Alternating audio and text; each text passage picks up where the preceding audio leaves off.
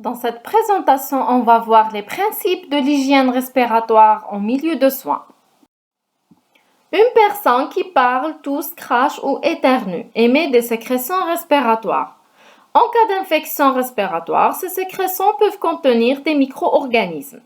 Ces micro-organismes, et selon leur nature et leur résistance dans le milieu extérieur, peuvent se transmettre d'une personne à une autre, soit directement de muqueuse à muqueuse. Cette muqueuse peut être la muqueuse buccale, nasale ou oculaire. Ces micro-organismes peuvent aussi se transmettre indirectement via les mains contaminées au contact des sécrétions respiratoires ou bien de l'environnement contaminé par ces sécrétions. Donc, l'hygiène respiratoire permet la prévention de la transmission croisée interhumaine à partir d'une personne qui présente des symptômes respiratoires, tout ou expectoration en l'absence de diagnostic établi. Dans certains diagnostics précis, ces précautions standards doivent être renforcées par des précautions complémentaires.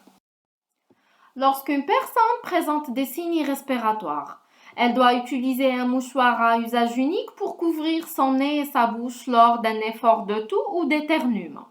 Et elle doit le jeter immédiatement après son usage. En l'absence de mouchoir, il faut tousser ou éternuer au niveau du coude ou en haut de la manche plutôt que dans la main.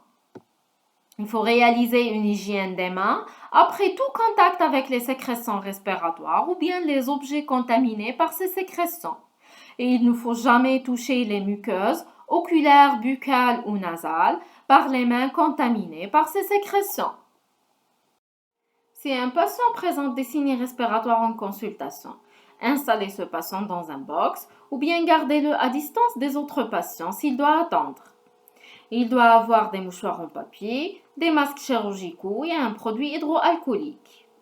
Pour les patients hospitalisés, un patient hospitalisé doit porter un masque chirurgical dès qu'il sort de sa chambre lorsqu'il présente des signes respiratoires supposés d'origine infectieuse. Après la sortie du patient, il faut une aération et un bio-nettoyage du local. Et pour un soignant qui présente des signes respiratoires, il doit porter un masque chirurgical dès l'apparition des signes pour protéger les patients et ses collègues. Il ne doit pas prendre en charge des patients immunodéprimés. Et il doit prendre un avis médical pour évaluer le risque infectieux, le prendre en charge et de décider d'une éventuelle éviction. On va voir maintenant comment mettre un masque chirurgical. D'abord, il faut réaliser une hygiène des mains par une friction hydroalcoolique, puis prendre le masque par les élastiques ou bien les liens, ça dépend du type de masque, et l'appliquer sur le visage en respectant le sens de pose, la barrette nasale en haut. C'est le masque est un masque avec liens. Les liens supérieurs doivent être noués sur le haut de la tête et les liens inférieurs au niveau du cou.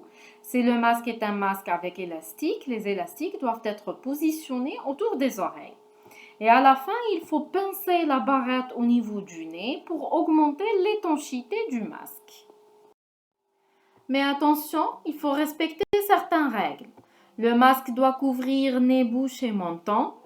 Il ne doit jamais être gardé en collier autour du cou. Il ne doit jamais être repositionné ni manipulé pendant la période de port. On va voir maintenant comment enlever un masque. D'abord, il faut savoir qu'on doit retirer et éliminer le masque immédiatement après son utilisation. Si on veut le faire, on doit d'abord pratiquer une hygiène des mains. On doit l'enlever en tirant par les élastiques si c'est un masque à élastique et on doit dénuer les liens si c'est un masque à liens. On ne doit jamais toucher la partie antérieure du masque avec les mains parce qu'on risque de les contaminer et par conséquent on risque de contaminer les muqueuses par la suite et on doit le jeter immédiatement. Et après, on doit pratiquer une autre fois une hygiène des mains par friction hydroalcoolique. Et à la fin, n'oubliez pas qu'un masque enlevé est un masque à jeter.